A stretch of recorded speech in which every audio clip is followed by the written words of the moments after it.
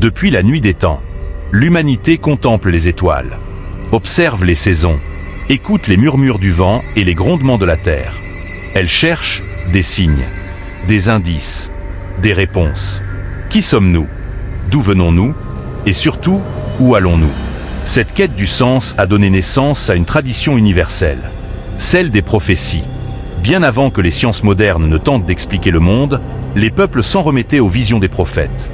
Chez les Hébreux, les Égyptiens, les Chaldéens, les Grecs, les Celtes ou encore les peuples d'Afrique de l'Ouest, les paroles des visionnaires guidaient les rois, apaisaient les foules ou provoquaient la peur. Les prophéties étaient un mélange de mystère, de foi et de fatalité. Elles ne disaient pas seulement ce qui allait arriver. Elles parlaient de destin, d'équilibre, de justice. Parmi les plus célèbres, certains noms reviennent encore aujourd'hui. Daniel, captif à Babylone, dont les visions parlent de bêtes, de royaumes et de la fin des temps. Jean, exilé sur l'île de Patmos, auteur de l'Apocalypse, qui décrivit des sceaux brisés, des trompettes célestes, des cavaliers et des fléaux. Nostradamus, médecin français du XVIe siècle, dont les quatrains énigmatiques fascinent autant qu'ils effraient. Mais il y eut aussi Isaïe, annonçant un temps de paix universelle après le jugement. Ézéchiel, et ses roues dans les airs, ses ossements desséchés ramenés à la vie. Ou encore les oracles de la Sibylle, consultés dans la Rome antique. Ces prophéties partagent une caractéristique. Elles sont codées, remplies de symboles, de chiffres mystérieux, de visions fantastiques. Et 666. La bête à 10 cornes. Le dragon. La chute de Babylone. Les deux témoins. Le figuier qui refleurit. À travers les siècles, les interprètes ont tenté de décoder ces messages. Mais aujourd'hui, en 2025, un frisson parcourt l'échine de nombreux chercheurs. Et si ce n'était pas simplement un langage du passé, mais un miroir du présent? Depuis quelques années, un phénomène attire l'attention. Certains événements mondiaux semblent étrangement familiers à ceux décrits dans ces textes anciens. Pandémie mondiale. Guerre aux portes de l'Europe. Technologie qui efface les frontières du réel. Contrôle numérique de plus en plus poussé. Catastrophe naturelle en série. Intelligence artificielle qui s'émancipe. Tout cela ne rappelle-t-il pas les douleurs de l'enfantement décrites par Jésus dans l'Évangile selon Matthieu? Il viendra un temps où les hommes ne supporteront plus la sainte doctrine, mais se tourneront vers des fables. Ces paroles de Paul, vieilles de près de 2000 ans, résonnent dans un monde saturé de désinformation, de fake news, de récits alternatifs. Mais au milieu du chaos, certains se posent une autre question. Et si ces anciennes prophéties étaient en train de s'accomplir sous nos yeux, pas dans le spectaculaire, pas dans le cataclysme hollywoodien, mais dans la transformation silencieuse du monde? Le mot apocalypse ne signifie pas destruction. Il vient du grec apocalypsis, qui veut dire dévoilement, révélation. C'est une mise à nu, une lumière crue, une vérité trop longtemps cachée. En ce sens, 2025 pourrait bien être une année apocalyptique. Pas parce que tout s'effondre, mais parce que tout devient clair. Les masques tombent, les systèmes révèlent leurs limites. Les cœurs sont mis à l'épreuve. Lorsque Daniel décrit une statue géante composée de différents métaux, il ne fait pas un simple rêve. Il trace une carte du temps. L'or égale Babylone. L'argent égale les Mèdes et les Perses. Le bronze égale la Grèce. Le fer égale Rome. Le fer et l'argile égale un royaume divisé, fragile, mais puissant.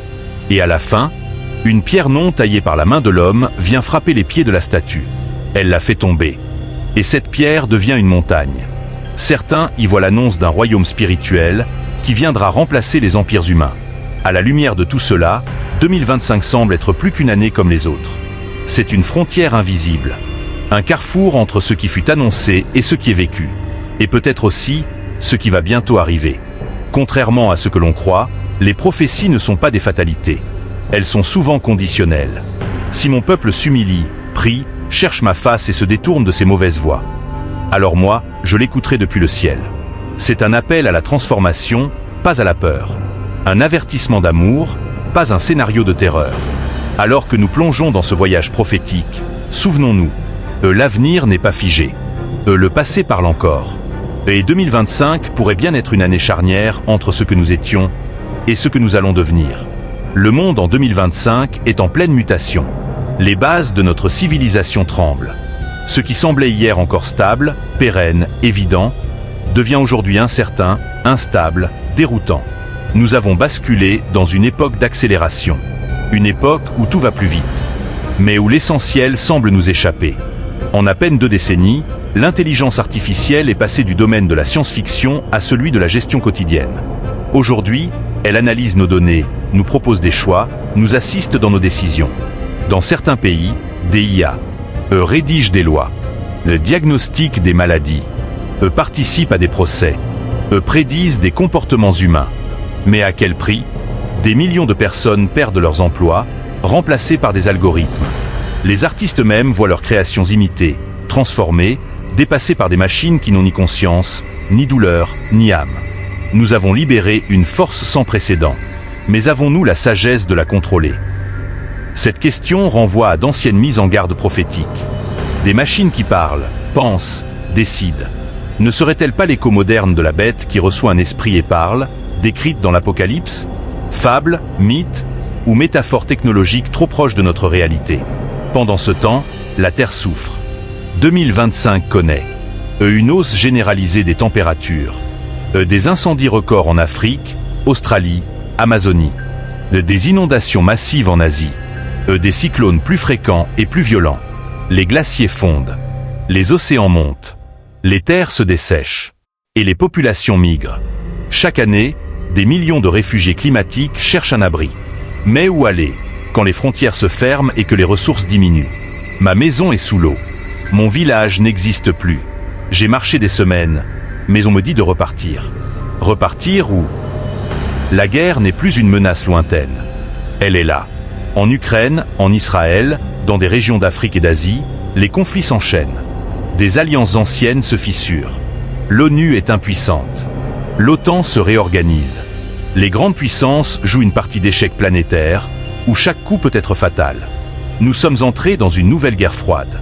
Mais cette fois, elle est multiforme, technologique, économique, informationnelle. Le spectre de l'arme nucléaire revient. Mais ce qui est encore plus inquiétant, c'est l'arme de l'information. La désinformation, les manipulations, les IA génératives utilisées pour créer le chaos. L'Apocalypse parle de division, de royaumes dressés les uns contre les autres, de cavaliers de la guerre et de la conquête. Ces symboles sont-ils si éloignés de notre actualité? Chaque jour, nous laissons des traces. Chaque geste, chaque clic, chaque mot écrit est collecté, stocké, analysé. Certains pays ont mis en place des systèmes de crédit social où votre comportement détermine votre accès aux droits. D'autres développent la reconnaissance faciale de masse, les puces biométriques, les assistants vocaux omniprésents. Big Brother n'est plus une fiction. Il est notre quotidien. Invisible, silencieux, efficace. La Bible parle d'une marque sur la main droite ou le front, sans laquelle nul ne peut acheter ni vendre. Un symbole spirituel ou une prophétie technologique en avance de plusieurs millénaires. Dans ce monde hyperconnecté, une autre crise, plus sourde, s'installe. La crise du sens. Dépression en hausse. Suicide chez les jeunes. Solitude extrême dans les grandes villes. Perte de repères familiaux, spirituels, culturels. L'humain se cherche. Et parfois, il se perd. Nous avons tout, sauf l'essentiel. On ne sait plus pourquoi on vit, ni pourquoi on lutte. Mais en parallèle, une autre soif renaît. Retour massif à la foi. Multiplication des mouvements spirituels. Intérêt croissant pour les prophéties, la Bible, les traditions anciennes. Ce paradoxe, n'est-il pas lui-même prophétique? Face à ce panorama, une série de questions émergent, brûlantes. Sommes-nous en train de vivre une période annoncée depuis des siècles? Assistons-nous à une mutation cyclique de l'humanité? Ou bien façonnons-nous, par nos choix actuels, un futur que d'autres avaient simplement pressenti? Certains analystes affirment que nous vivons une grande convergence. Un moment où toutes les courbes, technologiques, sociales, climatiques, géopolitiques, spirituelles, se croisent. Et cette croisée des chemins pourrait bien être le point d'inflexion de notre histoire. Il est facile de regarder les prophéties comme des avertissements externes, comme des signes extérieurs, que nous ne pouvons ni changer ni éviter. Mais la vérité est peut-être ailleurs. Et si nous étions les acteurs? Et si nos choix, nos actes, nos priorités étaient les clés? Et si, loin d'être des victimes, nous étions appelés à être des veilleurs, des gardiens, des témoins? L'ancien monde vacille. Mais le nouveau n'est pas encore né. L'avenir n'est pas écrit. Ou du moins, il n'est pas figé. Les prophéties ne sont pas là pour nourrir la peur, mais pour éveiller. Elles ne sont pas des malédictions, mais des appels à la lucidité. Et peut-être qu'en 2025, un peuple se lève. Une génération qui regarde les signes et choisit de ne pas détourner les yeux. Nous avons le choix. Entre la passivité ou l'éveil. Entre la fuite ou l'engagement. Entre la peur ou l'espérance. Et si le futur était prophétique? Non parce qu'il est prédit, mais parce qu'il est inspiré. Il y a des moments dans l'histoire où le passé semble parler au présent avec une clarté presque effrayante. Ce que l'on croyait figé dans des manuscrits anciens, dans des rouleaux sacrés ou des traditions orales, semble tout à coup s'animer. Des mots écrits il y a des siècles, voire des millénaires, trouvent un étrange écho dans notre monde hyperconnecté, technologique et bouleversé. Et dans cet entrelacement de temps, beaucoup commencent à se poser la question. Assistons-nous à l'accomplissement de prophéties oubliées? Les anciens écrits religieux et spirituels nous avertissent depuis longtemps contre l'orgueil de l'homme, sa volonté de devenir l'égal des dieux, de dominer la création sans sagesse. Aujourd'hui, avec l'émergence de l'intelligence artificielle avancée, ces avertissements résonnent plus fort que jamais. Le livre de Daniel, par exemple, parle d'une époque où la science augmentera. Daniel 12, verset 4. Certains y voient une allusion claire à notre ère moderne, marquée par des percées scientifiques spectaculaires. Mais que se passe-t-il quand cette science devient capable de se reproduire, d'apprendre seule, d'influencer les décisions humaines sans émotion ni compassion? Dans la tradition juive et chrétienne, la tour de Babel est un symbole de l'arrogance humaine face à Dieu. L'IA, par ses promesses et ses risques, pourrait bien devenir notre nouvelle tour de Babel. Une entité créée par l'homme, mais dont l'évolution pourrait bientôt lui échapper. Des penseurs contemporains comme Elon Musk ou feu Stephen Hawking ont mis en garde contre une IA qui pourrait, si mal encadrée, devenir une menace existentielle pour l'humanité. Et cette crainte rejoint des prophéties plus anciennes qui parlaient de bêtes sans âme, de systèmes sans cœur, de faux messies qui séduiraient les nations par des signes et prodiges. Alors, faut-il y voir une coïncidence ou une convergence? Les changements climatiques sont aujourd'hui incontestables. Tempêtes plus fréquentes, canicules extrêmes, inondations dévastatrices, incendies incontrôlables. Notre planète semble entrer dans une phase de bouleversement. Dans l'Apocalypse, on lit « Et il y eut des éclairs, des voix, des tonnerres, un tremblement de terre et une grande grêle » Apocalypse 11, verset 19. Les textes sacrés, qu'ils soient bibliques, coraniques ou issus des traditions autochtones, décrivent des fléaux naturels comme des signes annonciateurs d'un grand tournant. Chez les Hopis, peuple amérindien profondément spirituel, les prophéties parlent de périodes où la Terre parlera, par des secousses et des cataclysmes, pour avertir l'humanité de son déséquilibre. En Afrique, dans les oracles du Bénin, des signes dans la nature sont souvent interprétés comme les reflets du désordre spirituel ou moral de l'homme. Les glaciers fondent, les océans montent, les espèces disparaissent. Et tout cela semble s'accélérer. Si l'on y regarde bien, ce n'est pas juste un déséquilibre écologique, c'est un cri. Un cri que de nombreuses prophéties avaient prévu. Non pas par connaissance scientifique, mais par intuition spirituelle, par connexion avec un ordre plus vaste. À l'échelle mondiale, les conflits ne cessent de se multiplier. Ukraine, Israël-Palestine, tensions entre grandes puissances, coup d'État en Afrique, menaces nucléaires, et des discours de plus en plus polarisés partout sur la planète. Le monde semble au bord de l'implosion. Dans les évangiles, Jésus dit « Vous entendrez parler de guerre et de bruit de guerre. Une nation s'élèvera contre une nation, et un royaume contre un royaume. » Matthieu 24, versets 6 à 7. Il ne s'agit pas ici de simple guerre, mais d'une ambiance générale d'instabilité, de méfiance, de peur. Des signes d'une fin de cycle. Dans les traditions asiatiques, notamment dans les textes du Kalachakra bouddhiste, on évoque également des périodes de chaos avant un renouveau. Des temps où les dirigeants seront corrompus, où les masses perdront leurs repères, et où la sagesse se retirera du monde pendant un temps. Les conflits modernes ne sont pas seulement politiques ou territoriaux, ils sont aussi spirituels, idéologiques, identitaires. Ils touchent l'âme des peuples. Ce qui frappe, c'est la convergence de toutes ces sources. Qu'elles viennent de la Bible, des traditions amérindiennes, des oracles africains, des textes hindous ou des anciens manuscrits asiatiques, un même message semble traverser les âges. Le monde passera par une période de grande tribulation, mais elle sera aussi une période de révélation. Il ne s'agit pas seulement d'un effondrement, il s'agit d'un dévoilement. Un mot revient souvent, apocalypse. Mais en grec, apocalypsis ne signifie pas fin ou destruction. Il signifie révélation. Révélation de quoi? Peut-être de ce que nous sommes vraiment, de ce que nous avons choisi de devenir, et de ce vers quoi nous allons si nous continuons ainsi. Les anciens savaient. Ils ne savaient pas construire des satellites, mais ils savaient lire le ciel. Ils ne connaissaient pas l'intelligence artificielle, mais ils comprenaient l'intention cachée derrière nos créations. Ils n'avaient pas de laboratoire, mais ils ressentaient les déséquilibres dans l'invisible. Et dans ce savoir ancien, il y avait un avertissement, mais aussi une espérance. Alors, s'agit-il simplement de coïncidences, de lectures exagérées, d'interprétations forcées par des esprits en quête de sens dans un monde en perte de repères? C'est une question légitime. Mais à mesure que les événements se multiplient, que les signes s'alignent, la question devient de plus en plus difficile à écarter. Même les plus sceptiques commencent à reconnaître qu'il se passe quelque chose d'inédit, de global, de structurel. La convergence est là. Entre les prédictions anciennes et les constats scientifiques modernes. Entre les intuitions spirituelles et les analyses géopolitiques. Entre les récits mythologiques et les faits réels. Entre la sagesse ancestrale et les crises contemporaines. Peut-on encore parler de hasard quand les lignes se rejoignent si précisément? Il est possible que ces prophéties ne décrivent pas des événements fixes, gravés dans le marbre du destin, mais plutôt des potentiels. Des scénarios conditionnels, dépendant des choix de l'humanité. Des avertissements, non pour nourrir la peur, mais pour provoquer un réveil. Peut-être que le vrai message n'est pas que la fin est proche, mais que le changement est nécessaire. Que la Terre nous parle. Que notre technologie doit être guidée par l'éthique. Que nos conflits doivent être vus comme les symptômes d'un vide plus profond. Et surtout, que nous sommes encore capables d'infléchir le cours des choses. Mais pour cela, il faut écouter. Pas seulement avec nos oreilles, mais avec notre conscience. Les prophéties sont-elles des prédictions ou des miroirs? Elles révèlent souvent davantage qui nous sommes que ce qui va se passer. Elles parlent de nous, de nos excès, de notre inconscience, mais aussi de notre puissance créatrice et de notre capacité à changer. Face à la montée de l'IA, au chaos climatique, aux guerres qui s'enchaînent. Face à cette convergence de signes, il nous appartient de décider.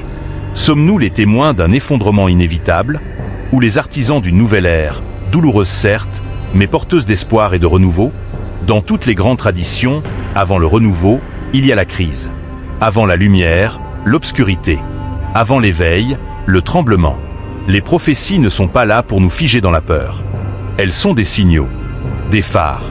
Elles nous disent « le moment est venu de choisir ». Alors non, ce n'est peut-être pas la fin du monde, mais c'est la fin d'un monde, et le début possible d'un autre. Et si les prophètes d'hier parlaient pour aujourd'hui? Et si la prophétie n'était pas un avertissement de mort, mais un appel à renaître?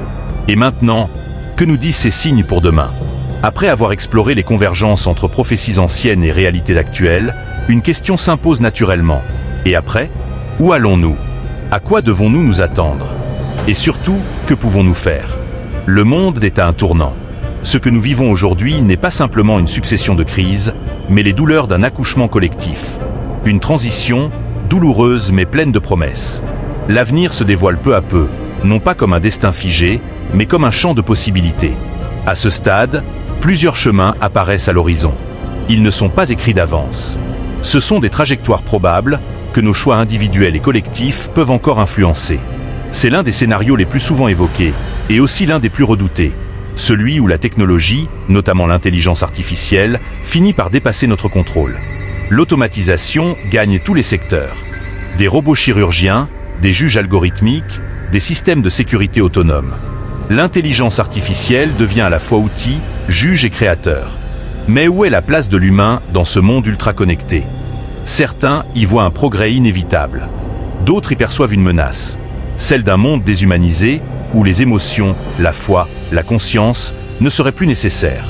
Et là encore, les prophéties avertissent. Un temps viendra où l'homme adorera l'image de la bête. Une image, une entité artificielle, un système sans âme, ce n'est pas tant une vision technologique qu'une question éthique. Allons-nous remettre notre libre arbitre entre les mains d'un programme? Ou resterons-nous les gardiens de notre humanité? Un autre scénario, très réaliste, concerne l'aggravation des crises déjà en cours. Le dérèglement climatique continue de s'accélérer. Températures extrêmes, catastrophes naturelles, famines, déplacements de population. Tout cela exerce une pression sur les structures économiques et sociales déjà fragiles. Ajoutez à cela l'instabilité géopolitique, les pénuries d'eau, les migrations de masse, et vous obtenez un monde fracturé. Plus de murs, plus de conflits, plus de nationalisme, plus d'exclusion. Dans ce contexte, les sociétés risquent de se replier sur elles-mêmes. Les écarts entre riches et pauvres se creusent. La peur de l'autre devient la norme. L'humanité, au lieu de s'unir face aux défis globaux, pourrait s'éparpiller et s'affronter. Et pourtant, ce n'est pas une fatalité, car d'autres forces sont à l'œuvre.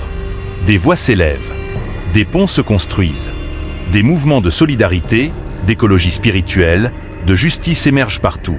Et s'il y avait un troisième chemin, un chemin qui ne nie ni les progrès technologiques ni les réalités du climat, mais qui propose un changement de regard, un changement de cœur. De plus en plus, des personnes de tous horizons parlent de renaissance intérieure, d'un réveil spirituel, d'un retour à l'essentiel, la connexion avec la Terre, la recherche de sens, la réconciliation entre science et foi, entre corps et esprit. Et cette renaissance est déjà là, discrète mais puissante. On la voit dans les choix de vie simples, dans les communautés résilientes, dans les jeunes qui refusent de vivre pour consommer, dans les anciens savoirs qui reviennent, dans les traditions qui dialoguent. Les prophéties anciennes n'annonçaient pas que des catastrophes. Elles parlaient aussi de renouveau, de lumière après l'ombre, de révélation. Après les tribulations, le soleil se lèvera à nouveau. Une ère de paix viendra, où l'homme marchera en harmonie avec la création. Et si cette ère n'était pas un mythe lointain, mais une possibilité concrète, une graine déjà semée, en attente de notre engagement collectif, les prophéties ne sont pas là pour nous enfermer dans la peur. Elles sont comme des panneaux sur la route. Elles nous montrent les dangers, mais aussi les issues possibles. Elles nous rappellent que tout choix a des conséquences, que rien n'est figé, que l'avenir n'est pas une ligne droite, mais un tissage de décisions, de croyances, d'actions. Dans cette optique, les prophéties ne doivent pas être vues comme des annonces de malheur, mais comme des appels à la vigilance, à la sagesse, à l'écoute. Ce sont des voix du passé qui parlent pour le présent, afin d'éclairer l'avenir. Contrairement à ce que certains peuvent penser, le futur n'est pas écrit. Il ne tombe pas du ciel comme une sentence inévitable. Il est créé chaque jour, par nos choix, nos gestes, notre manière de penser, d'aimer, de construire.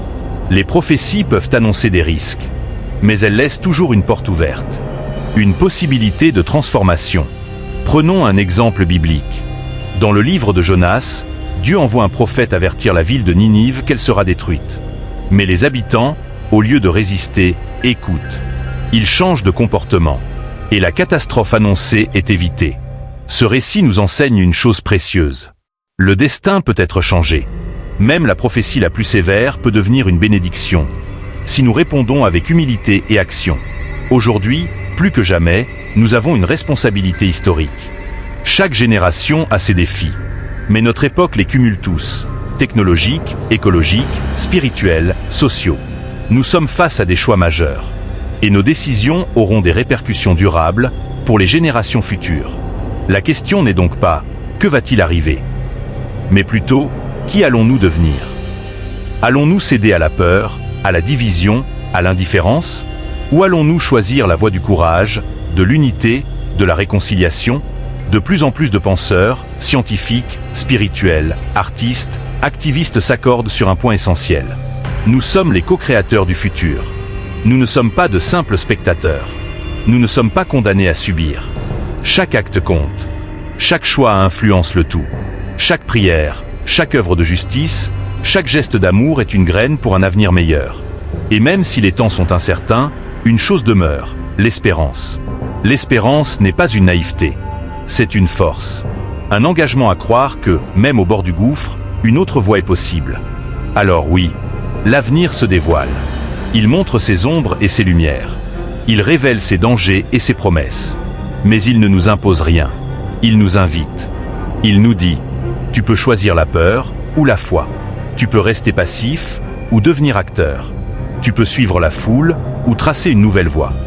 Le moment est venu de voir clair, d'agir avec sagesse, de construire un avenir qui honore le passé, sans renier notre responsabilité présente.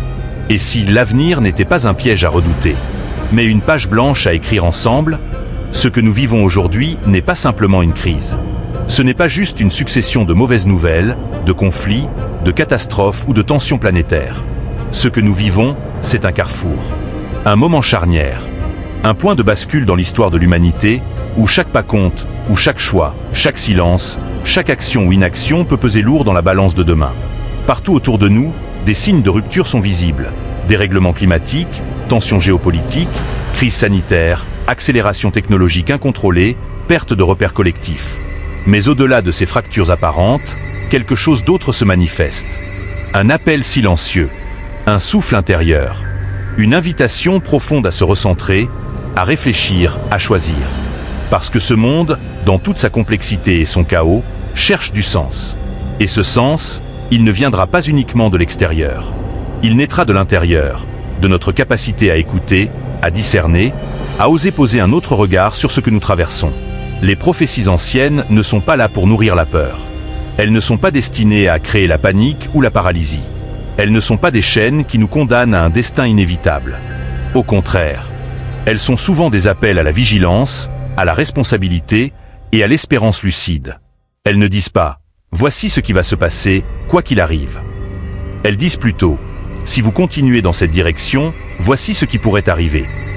Il y a toujours une porte ouverte, une marge d'action, une possibilité de transformation. La prophétie ne fiche pas l'avenir. Elle éclaire le présent. Elle met en lumière les dangers potentiels, mais aussi les chemins de vie qui peuvent être choisis. Nous avons souvent peur de l'incertitude. Nous aimons les réponses claires, les certitudes solides, les plans bien établis. Mais le monde réel, le monde vivant, est fait d'imprévus, de bifurcations, de surprises. Et si l'incertitude n'était pas une menace, mais plutôt une preuve que tout est encore possible, et si c'était justement parce que rien n'est écrit d'avance que nous avons encore le pouvoir d'agir, l'incertitude, bien accueillie, devient un espace de créativité. Elle ouvre un champ immense de potentialités. Elle nous oblige à sortir du pilotage automatique. Elle nous pousse à réfléchir, choisir, créer, aimer autrement. Non, tout n'est pas perdu. Non, il n'est pas trop tard. Le monde peut encore changer. Et il changera d'une manière ou d'une autre. Mais la question essentielle, c'est quel rôle veux-tu jouer dans cette transformation? Et vas-tu être un spectateur passif, ou un acteur conscient de cette nouvelle page d'histoire? Dans chaque crise, il y a une graine d'opportunité. Dans chaque bouleversement, une possibilité de renouveau. Et ce renouveau commence par toi, par moi, par chacun d'entre nous. Par notre manière de vivre, de penser, de parler, de semer autour de nous des graines d'espoir, de vérité, de courage. Regarde autour de toi. Rien n'est stable. Rien n'est garanti. Rien n'est figé. Mais justement, dans ce monde instable, ta lumière personnelle peut devenir un repère pour d'autres. Ta paix intérieure peut devenir un refuge pour ceux qui vacillent. Ta voix peut devenir un appel à la justice, à la compassion, à la responsabilité. Alors pose-toi cette question en toute honnêteté. Quel rôle veux-tu jouer dans l'histoire qui s'écrit maintenant? Peux-tu être une lumière au milieu du chaos? Peux-tu devenir un bâtisseur d'espérance, là où tout semble s'effondrer? Peux-tu garder ton cœur ouvert quand d'autres se ferment? Peux-tu tendre la main, même dans l'incertitude? Peux-tu croire en un futur différent et contribuer à le rendre possible? Il ne s'agit pas d'attendre que les choses arrivent. Il s'agit de participer activement à la création de l'avenir. Oui, certaines choses sont hors de notre contrôle. Mais beaucoup d'autres dépendent de notre engagement, de notre foi, de notre créativité. Les prophéties peuvent nous guider, mais elles ne nous enferment pas. Elles sont comme des signaux sur le chemin, à nous de choisir la direction. C'est à nous de décider si nous voulons simplement survivre, ou vivre pleinement, en conscience, en solidarité, en espérance. C'est à nous de transformer les peurs en prières, les plaintes en actions, les soupirs en projets. Parce qu'au bout du compte, ce ne sont pas les textes anciens qui décident. Ce ne sont pas les puissants de ce monde. C'est notre humanité, notre cœur, notre volonté de construire ensemble un monde plus juste, plus libre, plus aimant. Merci d'avoir été avec nous. Et surtout, n'oublie jamais. Tu es plus que ce que tu vis. Tu es porteur de lumière. Et ton rôle, dans ce monde en mutation, est peut-être bien plus grand que tu ne l'imagines.